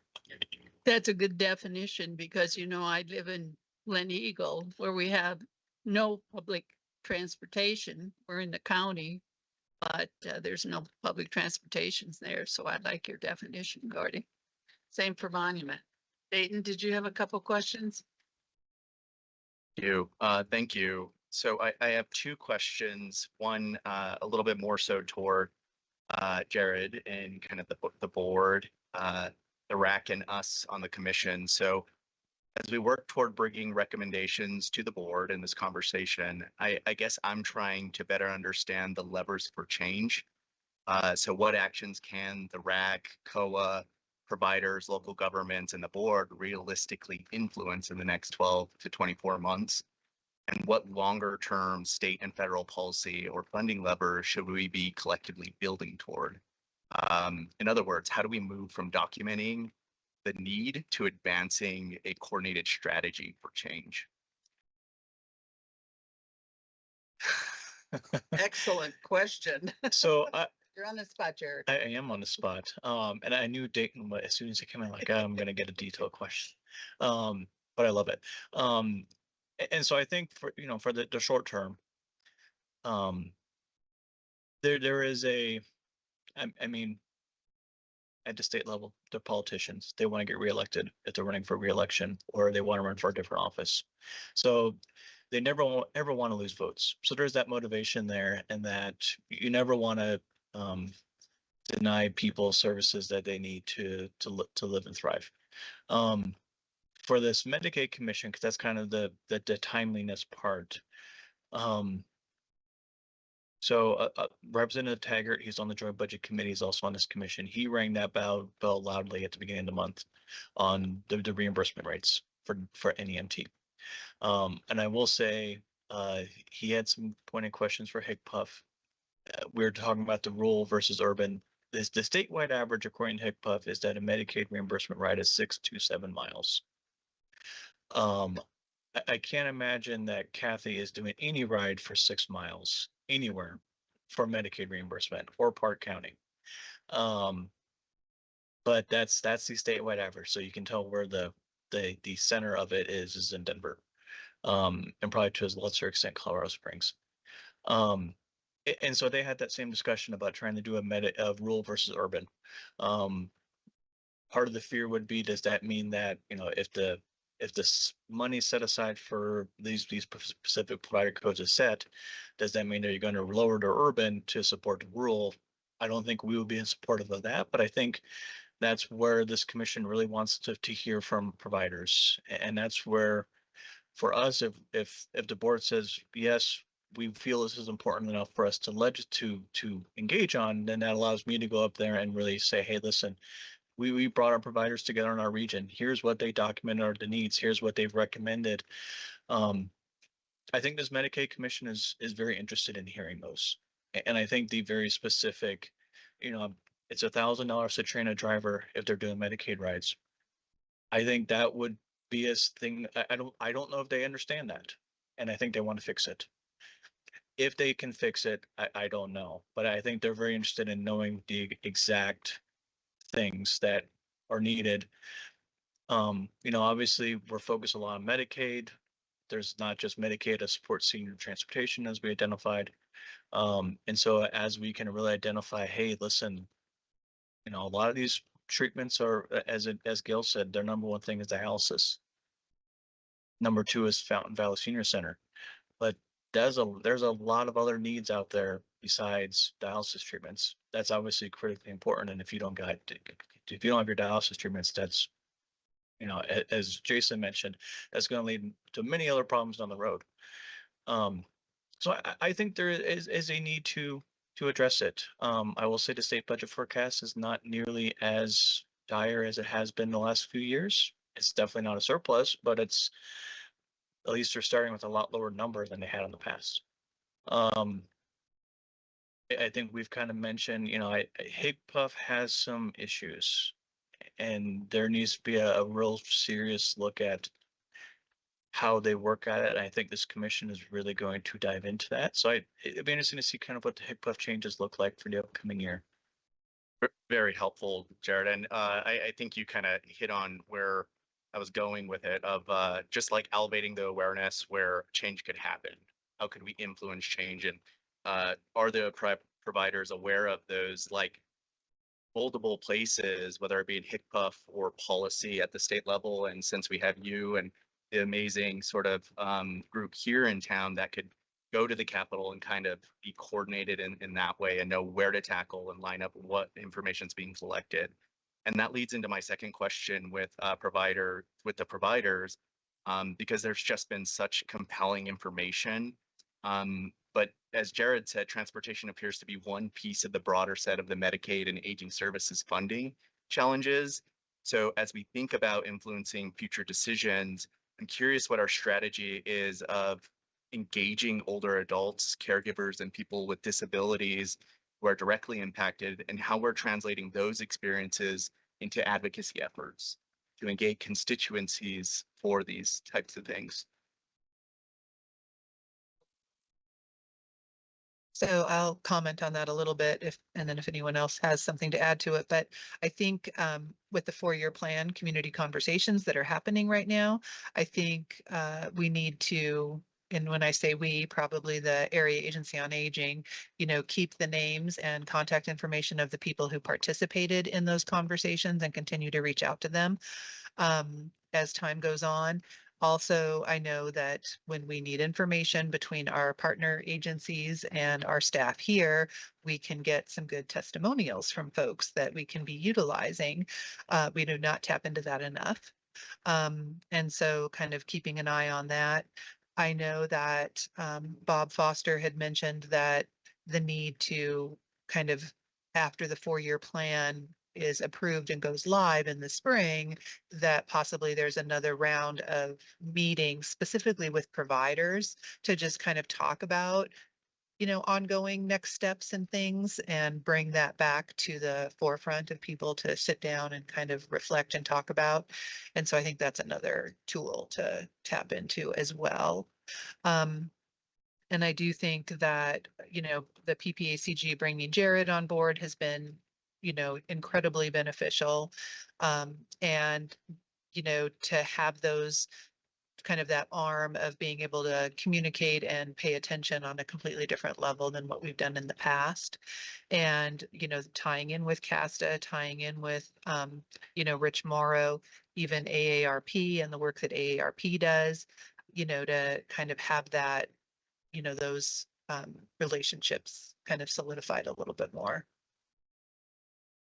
Debbie, do you have a comment? I'll just add one other thing. The area agency is part of a much, much broader network. It's part of a national network that just had a regional conference, and they'll be having their national conference. Oh, okay. And I think, we have to find out how, I know that they do a lot of advocacy in Washington, but I think we all have to be more aware of that and see how we can feed into that. Yeah, and I'll stop here. But I just feel like we're uniquely positioned to have rural voices as well as urban voices at the table, and we're just have a superpower here in this region of identifying our problems and being problem solvers. And I think with that, we could really align those efforts as long as we elevate the awareness of where those like policy levers are to change. That kind of have these effects and trickle down effects in terms of the funding and these other pieces that really make us feel it all the way down to our client level. And I would strongly agree with that, because I think that even looking at the transportation in general and what we can do to work together to try to lower those costs, one of the things we didn't mention was insurance. And I think that that's something that can substantially be looked at, but I don't think we're going to solve these problems unless we advocate at the federal level. Kathy? So just to comment on that, so there are other transit agencies in Colorado that are being impacted that are funded under the Older Americans Act. I think if they would go with one voice, they could coordinate their efforts and go in. And also working with CASTA, the Colorado Association of Transit Agencies, they are doing some lobbying on this issue themselves. I've provided them a lot of information about how we're being impacted. But I do think if the efforts could meet and be with one voice, it would be more compelling than this agency saying this and this agency saying that. So that would be my guidance here. One other point here on the Medicaid reimbursements. I think we've mentioned that they're migrating to the statewide broker. One of the things that is going to be happening when that happens is they're going to be pushing clients to find providers within 25 miles of their home. Well, for some people, that's not possible. But so they're going to be having a lot of tough discussions, the statewide broker with eligible recipients to try to find a provider within 25 miles. So when we talk about pushback, I think that's when that's going to really happen. Thank you. Gail, did you have another comment? Can I have a question? Because I know a lot of our funds, you know, the Older Americans Act is federal funds and it floats down from the feds to the state. And then the state distributes to, you know, agencies like here, the AAA down here in Pikes Peak region. So I'm kind of curious, you know, how much money does the state contribute and where can we influence? And I think this relates to, you know, the coalition and the advocacy we're building. And the comment made about its advocacy perhaps at the federal level as the federal government's looking at protecting older adults through Social Security and Medicare. What part can we influence under that Department of Human Services that goes under the Office of Community Living and some of those fundings and the Older Americans Act? Where does that fit? I don't know. And maybe it is a longer term conversation for means testing to be sustainable in the future. I'll just say that this is a first effort here today to bring this information kind of more to a broader voice, both the Commission on Aging and the RAC, and then to be able to bring this up to our PPACG board. You know, our RAC and Commission on Aging cannot draft statements on their own. They have to draft them and then have them approved by the PPACG board. So we are working on that wholeheartedly today to make that happen and see how that process goes. And that said, you know, because it is a process, we have to sometimes act quickly. And so I really appreciate people who did show up here, especially Commission on Aging members, who this is not a regular meeting on your schedule and you made it here. So really important for that. And I did write down, I think, 5 kind of action item areas that to put into a letter for the PPACG board. And so I want to mention these right now. And if I missed something, now is the chance for somebody to bring that forward. And then I think we're going to probably looking at bringing this to a close. And so the things that I have on here are the need to look at a rural rate. Continuing with kind of the one call, one ride system, but you know, regional, because I also hear that there's a statewide broker, but also there's value in having kind of a regional approach.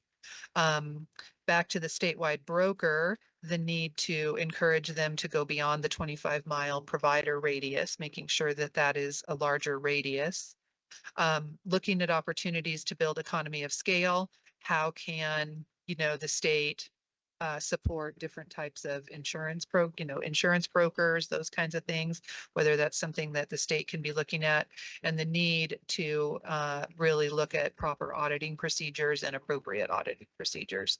Those are the things that I have written down at this point. What needs to be added? Jason? So You're right. what I was gonna say, that sounds like a great list, and I really appreciate the conversation that happened today.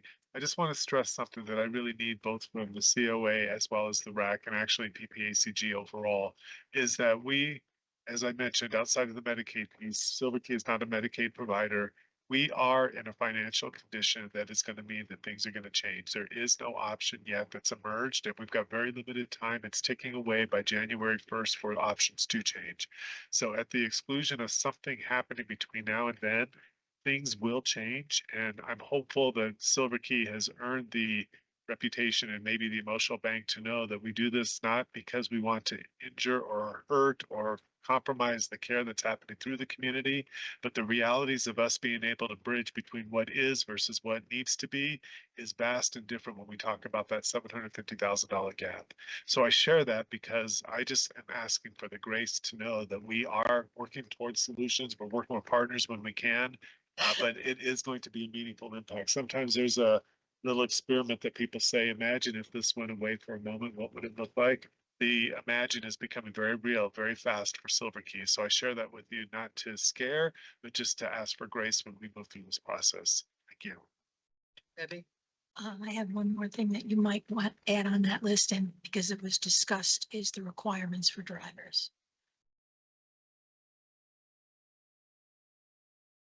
Yes, Don? Yes, I just have an overall question here. I have a few questions here. That's probably because of my ignorance about the transportation. Is there a location or who I can submit my questions to so they can be answered? Like one of them is, how are clients vetted? I mean, do they just make a phone call and say, yeah, I'm Phyllis Diller, I need a ride somewhere? Is there a database out there or something, you know, for clients where all these agencies can look, say, oh yeah, they're Medicaid capable or they're Medicare? Is there a database out there of any people that call it? Yes. We can check it, and it's the Medicaid eligibility, and we're vetted to get into those databases and check to see if they have, they're eligible for a Medicaid ride. But from an Older Americans Act, just as long as they give us their birth date, they're eligible. And that's from Medicaid. Yeah, no, I'm just looking at how are people vetted. I mean, do they just make a phone call, say, I'm gonna go to the grocery store? How, you know, how legitimate, because we're always talking about fraud, how legitimate are these calls? And I know I worked in the DOD a lot, and everybody has a number, and I know people don't like to be referred to as a number. You know, because you want to make it personal, but I don't know if some database needs to be out there to really vet people to contain fraud.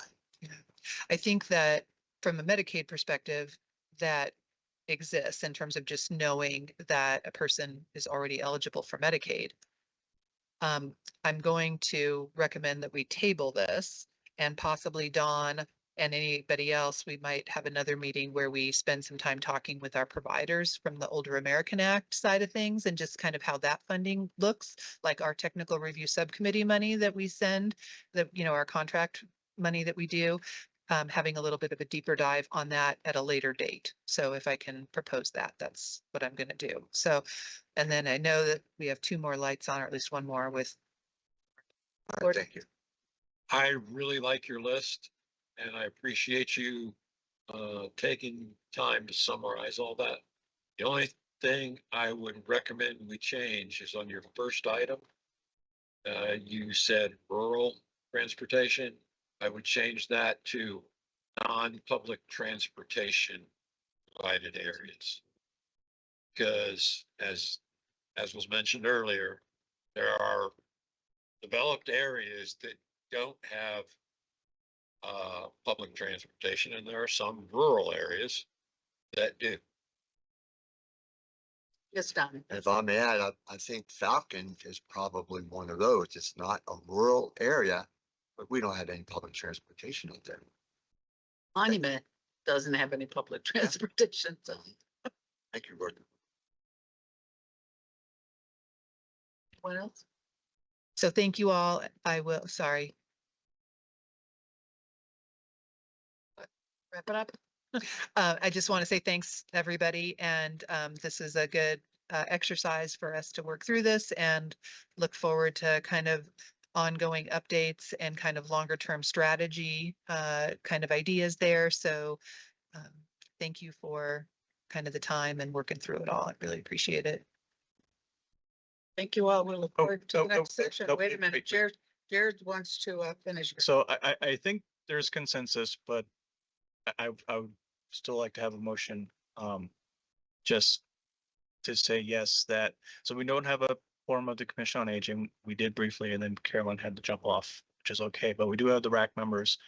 To be able to, if this is a motion, do you want to send a letter? Do you want to have staff draft and the executive committee review it? Just what the next step is.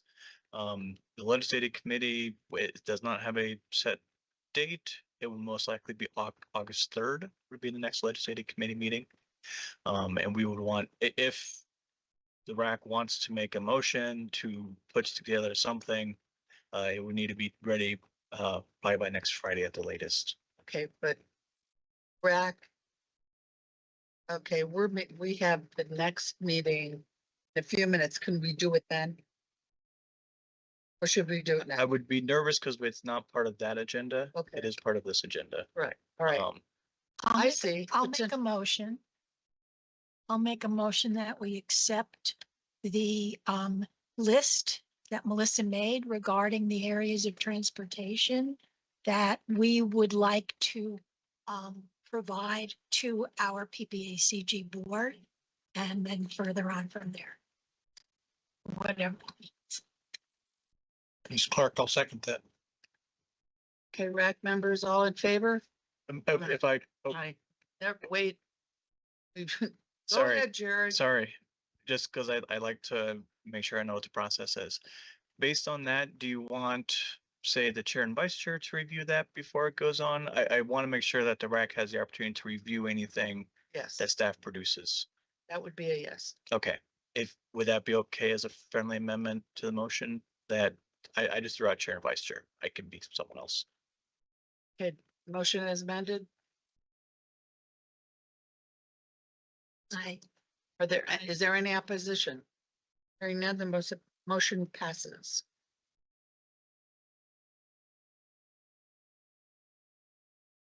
Okay, the next item is an adjournment. We'll do that at 11:39. Do you want to take a break or go straight to the next one? Well, I would like to go straight, but I think everybody needs a little break. Let's take 5.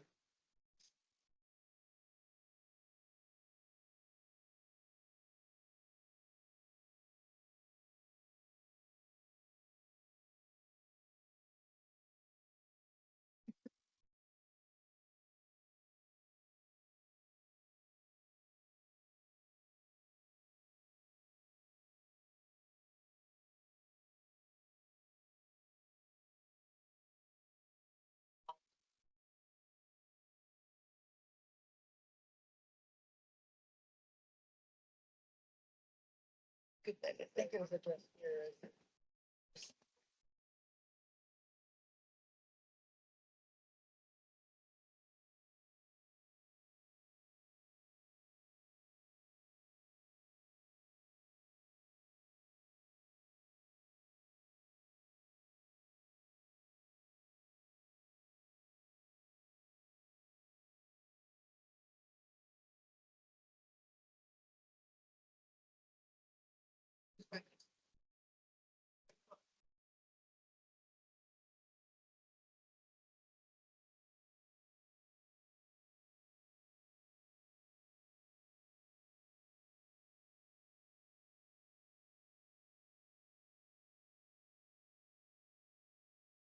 Yeah, but the original.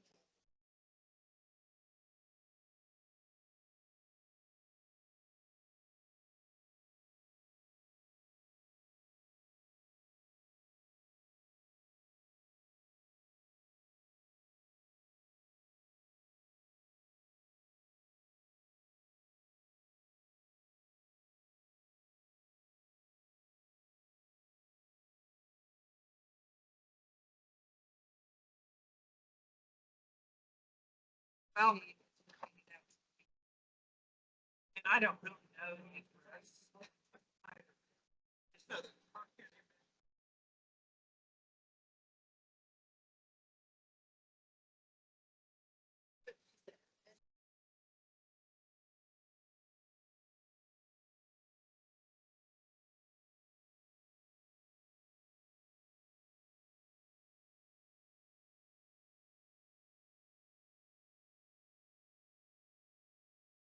To me when you find out, and I'll be there.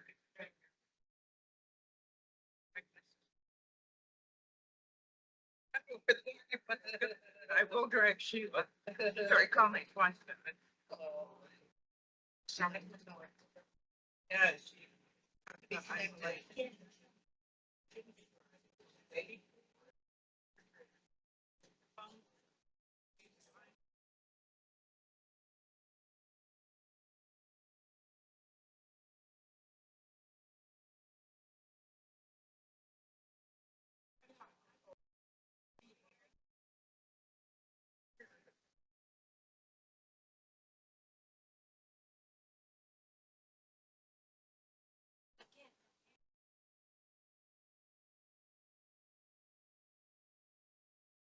She did say that she.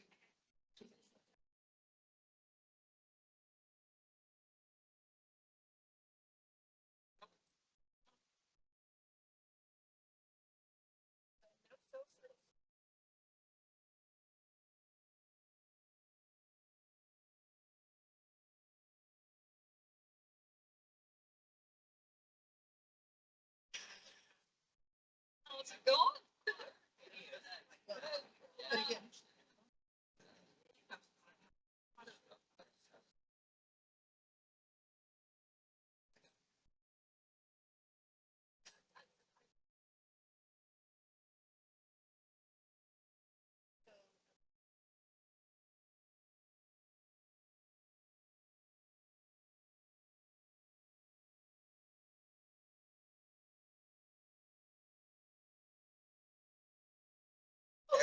Hi, they asked.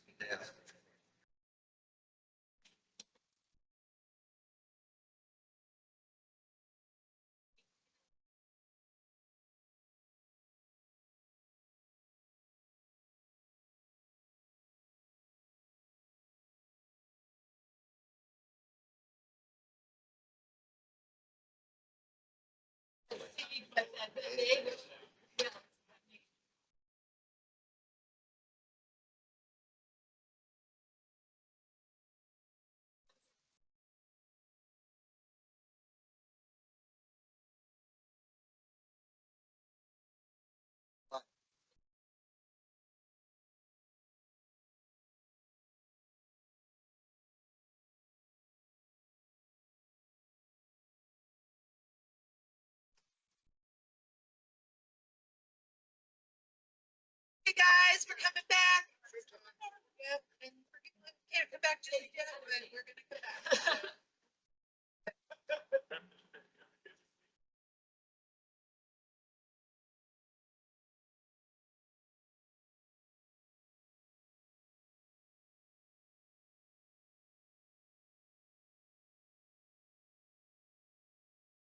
Okay. This is meeting of the RAC, calling it to order for Thursday, July 23rd, 2026. And we have a quorum. So do we feel we need to do introductions again? No. That was, okay, do I have an approval for the agenda? A motion to approve the agenda. Clerk Becker, so moved, Madam Chair. Second, is there a second? Gordon Rick, second. Thank you. All in favor? Aye. Any opposed? Hearing none is approved. We have a consent agenda. Do I have a motion to approve the consent agenda? This Don, I approve, motion to approve the consent agenda. Thank you. Second, is there a second? Second. Second, all in favor? Aye. Any opposed? Motion passes. Public comments. Do we have any public comments in the room? I have to just back up 1 second. I missed who seconded the minute approve or yeah. Oh, there were two of them. Yeah. So we got Dawn and then we got B. Thank you. Okay, and then no public comments at this time. Thank you. And no action items. And information items. We have no presentations. Jurisdiction update. Is there any? There isn't, is there? No. Thank you. Membership subcommittee. No update. SRS. Next SRS meeting will be the second Friday in August at 10 o'clock. August. You said August, right? Yes, I did. Where's the year going, Jen? I'm not responsible for that, Laura. Darn. I know. Okay, TRS subcommittee. Update. Yes, I'm wondering if we can get an update from staff regarding whether the contracts went out to all of our agencies. Okay, she's coming.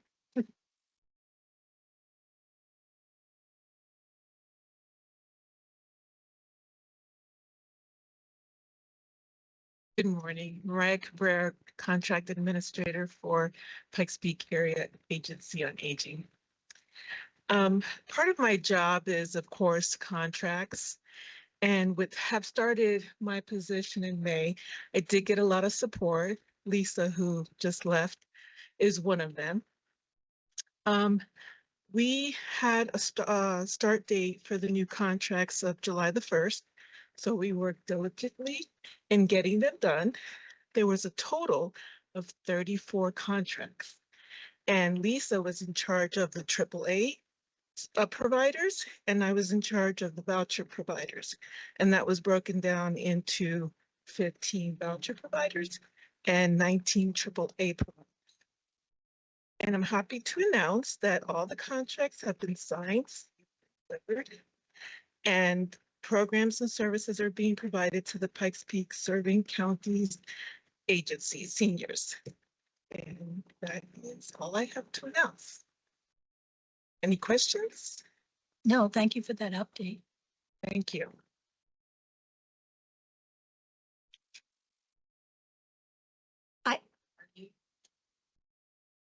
I think we have one other piece to comment about with the technical review subcommittee, because we did talk about the need to create some policies and procedures and policies and procedures, possibly looking at bylaws in terms of our technical review subcommittee process.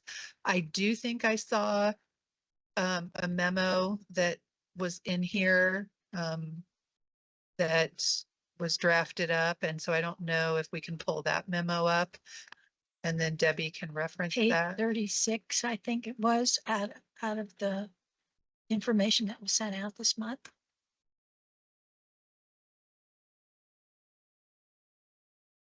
So I drafted it, so I'm happy to take the lead on this. Right. So based on some executive committee discussion and RAC discussion, I kind of want to outline what the bylaws process looks like. So in order to update the bylaws, the council must provide a minimum 30-day notice to council members and a notice to propose amendment at least one meeting prior to the council meeting that they could be adopted at. So this particular bylaws, they're all a little bit different in our committee, but if you stay back up there, Tom, sorry. So this one specified both a 30-day notice and a notice of the proposed amendment at least one meeting prior. So I'm reading that like if there's more than 30 days between council meetings, you could just do it at the previous meeting, but if there isn't, you would need to do it 30 days in advance. So just kind of something to keep in mind as we go through the bylaws process. And then a simple majority is all that is required to recommend that the proposed bylaws be approved by the board. But just keep in mind, you're looking at probably a 2 to 3 month process, again, depending on where that 30-day clock starts. And then we also discussed kind of a funding process procedures document. My recommendation is not make the procedures itself part of the bylaws, because if you need to change the procedures, you need to change the bylaws. What we have done with the board of directors is, for example, they have a meeting procedures document. So they can change the meeting procedures document at any time. The bylaws just reference that meetings will be run according to that document. So I would recommend probably doing something similar to where you have a standalone procedures document that outlines what the RAC would like to see as far as the TRS process looks like. And then the bylaws would just reference that procedures document. Couple of different ways to do that. You could either task TRS to do that as a subcommittee, stand up its own ad hoc committee. One option I didn't put in here is you could charge the the executive committee could take that lead. A couple of different ways to produce that procedures document. Keeping in mind that right now RAC is not scheduled to meet in August, and so don't want to delay this too much because believe it or not, the NOFA for the next process is only about a year out. So there's not a whole lot of time to develop this process. But that's kind of the process to develop the process. And Okay. Gordon, So, full disclosure, Laura and I met on Tuesday, and we have come up with some suggested changes to the bylaws and the process to approve funding. I have some concerns about that. wait, Okay. wait. Okay. Okay. What we are doing, we have a meeting next week with Andy Gunning and with Joe and Carol, because we felt there are things in the bylaws and in the process we need to get guidance from Andy before we can go any further. What we are proposing, once we get that guidance, we would propose to bring that to the next RAC meeting in September so that the whole committee can discuss those suggestions that we're making, to see what direction the group wants to go, not just Laura and I. I would add to that. I would think that a temporary subcommittee for at least instead of just the TRS, so that making some decisions about that funding, about how the RAC would be involved in that funding process, because right now we only have like 3 or 4 members on the technical subcommittee, and I think it would be a really good idea to get more people on the RAC involved in looking at that, because I'm going to be leaving in January. We're going to need a new chair of the technical subcommittee, and I think one of the ways to get more people involved in that committee is for more people to be involved in looking at how we look at those funding proposals. Yeah. Rather than do a subcommittee and then bringing it to the RAC, we're saying bring it to the RAC, let everybody have a bite of the apple, let everybody make their comments, their suggestions, their corrections that they want to make. So we take out that subcommittee step. And what? But this is a group discussion. If you guys as a RAC really feel we need to have a subcommittee. I think the difficulty with the subcommittee, and one of the reasons we took the lead on this was, to Jared's point, this is a process. It takes some time. The further out that you put it, the longer it's going to be before it gets adopted. So we took the lead and just said, okay, we're going to look at this. We'll do the draft. We'll just, throw all the jello at the wall and see what sticks. But we knew we had to go through Andy and Joe and Carol and get some kind of blessing as to the direction that was being taken and why it was being done that way. And if the more people you get involved in that particular process, that just elongates it all. I'm confused. Are you talking about the bylaws? Oh, we're talking about the bylaws. Okay. And the TRS or the RAC process for funding. I guess I see them as being very different. Well, they are. It's 2 separate things. To Jared's point, and that's why we did what we did. The process doesn't belong in the bylaws, period. Should not be there. It's got to be separate. You have to be able to change the process without having to change the bylaws. So that's why we looked at them as separate entities. Okay, well, I think the process piece for the technical, for looking at the funding issue needs to come first from the RAC. I don't think I don't think that they need to be involved at this point until the RAC looks at that and comes up with a process. So here's why I will disagree. We found the current process. And according to the current process that went out in the notification of funding availability, we were not supposed to hear the appeal. That process, as written, says an appeal is made and it goes straight to the board of directors. Okay? That process was not followed. Now, what I want to know is from the executive director, do you want to hear the appeal or do you want us to hear the appeal? That's not a decision I can make. That's not a decision we can make. That is a decision for the board of directors to make. That's why we're going to Andy next week. Well, that's the last piece of the puzzle before the procedures for the RAC being involved in the funding process. That's the actual last piece. There are other procedures before you get to the point where you're going to look at whether there are appeals or not to the process. We're only looking at that particular slice of the process. We're not looking at the entire process. We went about it to look at just that piece of the. Well, I still think then we need a committee or whatever to discuss what is the process for that committee looking at funding or assisting staff at looking at funding, because, you know, the staff at the area agency has a lot to do with how the funding occurs, and the RAC is one piece of looking at that funding and scoring or whatever. And I think that's a separate process from that process that you just discussed about appeals. Melissa? I think that I would like to recommend, because Debbie is the chair of the technical review subcommittee, that she has an opportunity to come to the meeting next week, because I think having her kind of be involved in that discussion might help alleviate some of the confusion that's going on right now in terms of understanding kind of the process and where it's all at. So maybe that can help. I would, if we had a third member. I know we have to notice it, but I think we need to notice this. I think that is okay. I mean, we have plenty of time to notice it. It's next week, so it's not a problem. And she is the chair of the technical review I subcommittee. hear what you're saying, and I think to Gordon's point, what we're trying to do is, this is a draft. Let's have the initial discussion. Are we off base?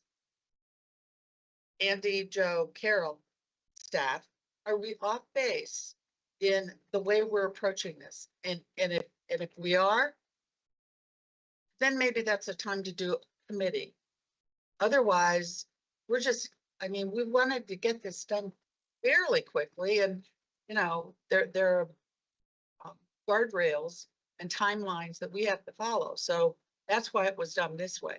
I don't see it as not including somebody. I do see it as we're trying to get something done within a time frame. And so this is just a first step.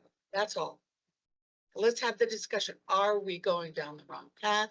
Are we going to find that we have roadblocks in the next?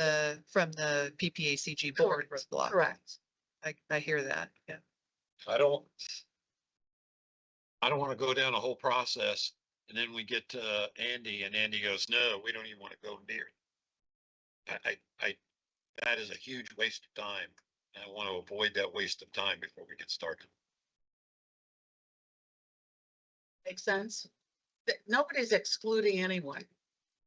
We're just trying to get something done, and rather than deciding to have a committee to decide to have another meeting, you know.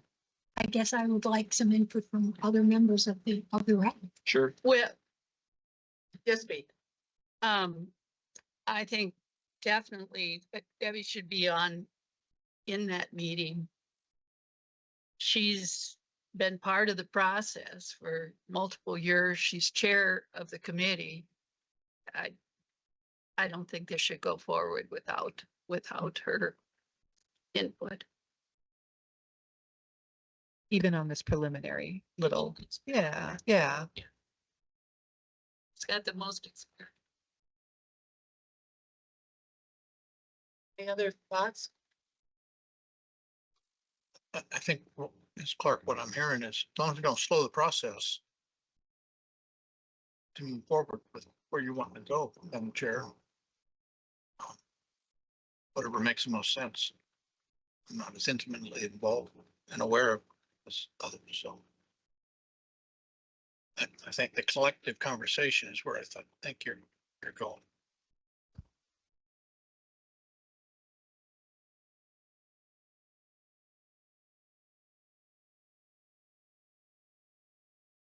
Can we provide the information to the RAC board members electronically when you make some sort of decision? Would that help? Yeah.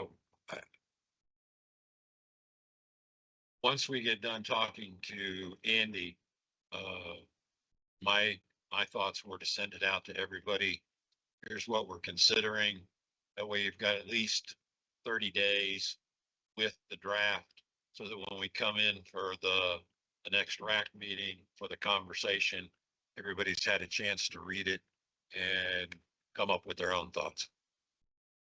Yes, Don. Yeah, down here. So what it sounds like, you're just on a fact gathering mission right now to see if this is something that can be done. You know, that the staff says, yeah, we can do it. Then you submit a draft to us RAC members. And then at that point, we can have a collective conversation to go forward. That's exactly right. Thank you.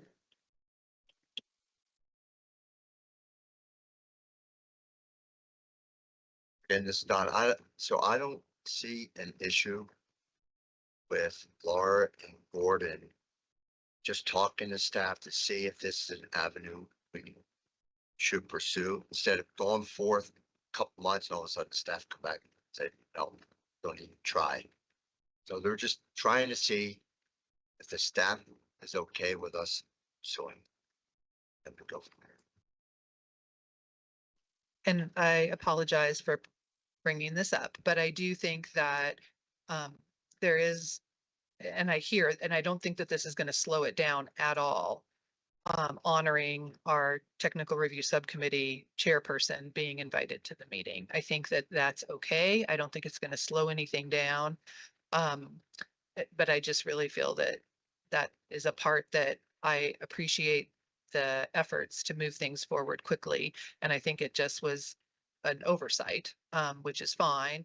But I'm hoping that at this point, that person can be included in that meeting, just because she is the chair and she is part of the executive committee. I mean, that role is there.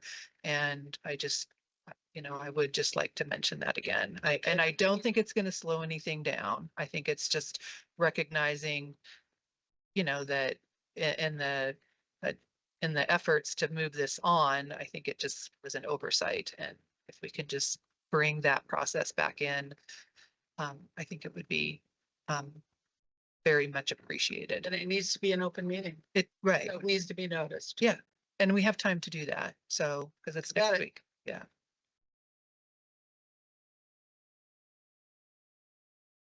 So the meeting is 10 o'clock on Wednesday, the 29th. Here, Debbie, would you be able to make that? I'll tell you in a second, I know.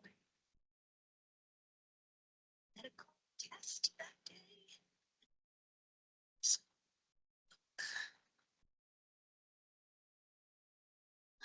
Okay, 29th. 10. I have an MRI exam. And it's at 8:50. I'm not sure I can be here by 10. Okay. I'm sorry, what was that? I said I'll fill her in, or we'll fill her in. Okay.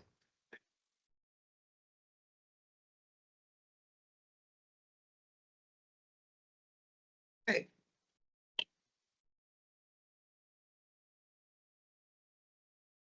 Legislative update, Jared, do we have any? I will be very brief. I mentioned it a little bit during the first meeting, but Senate Bill 2120, the Older Americans Reauthorization Act of 2025, passed the Senate last Tuesday, 14th, whatever that was. So that is incredibly good news. It went through unanimous consent, so no amendments to what was introduced more than a year ago at this point. So it is going to the House. If it follows the committee process, it will go to Education and Workforce. Unfortunately, we do not have any Colorado members on that committee. A few in the Intermountain West. So staff is working with our counterparts in other states to try to identify a path forward for that particular reauthorization bill. But that's incredibly good news. It's a step in the right direction. Awareness. Congress is expected to finish up business on December 17th and will officially adjourn before the 120th Congress is sworn in January 3rd. So if it doesn't pass by then, we have to restart the process all over again. So we have that to look forward to. On the state side, we mentioned in great detail about the Medicaid reimbursement rates, and then just general state news. Primary elections took place on the 30th of June. So we're obviously keeping track and starting to meet with candidates of both parties in our region, just to kind of identify those relationships so that come November, whoever the winner is, the first time they're hearing from us is not the day after they won the election. And then expect a heavy ballot initiative election. There's already 7 that have qualified for the ballot. Additional ones may qualify. They have until August 3rd to submit their signatures. And even if they go through and get certified, if the sponsor decides to withdraw it, they have until September 4th. So just a few days after Labor Day, we're going to have a really good idea of what the state ballot looks like. And that's when staff will really take a dive into the ballot initiatives and kind of see what, which ones could impact us and which ones couldn't. So that's pretty much all I got on legislative update. Oh, And even in July, we're still working on stuff. thank you. My chair report just got usurped because basically it was about the bylaws and the process. So we already had that discussion. My perspective, so that's all I have. Any discussion items? I just want to make sure the next RAC executive committee meeting will be on the 5th, even though we don't have a meeting at the end of the month, and that's where we will discuss the bylaws. We can do that.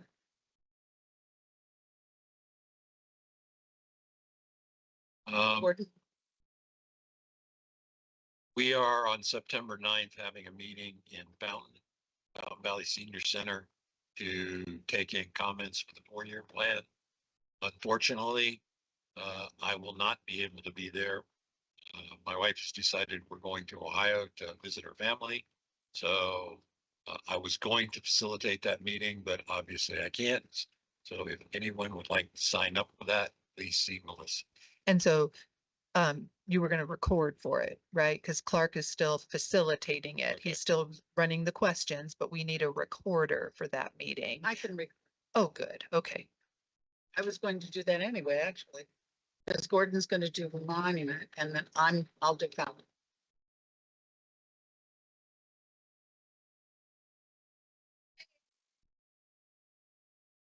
No other discussion items? Okay. We are adjourned at 12:11.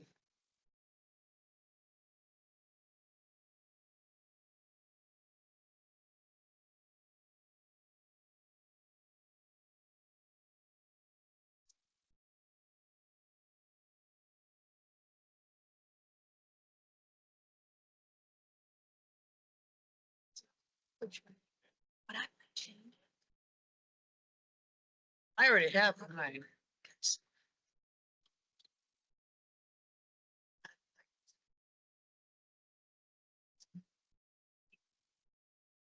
And carrots.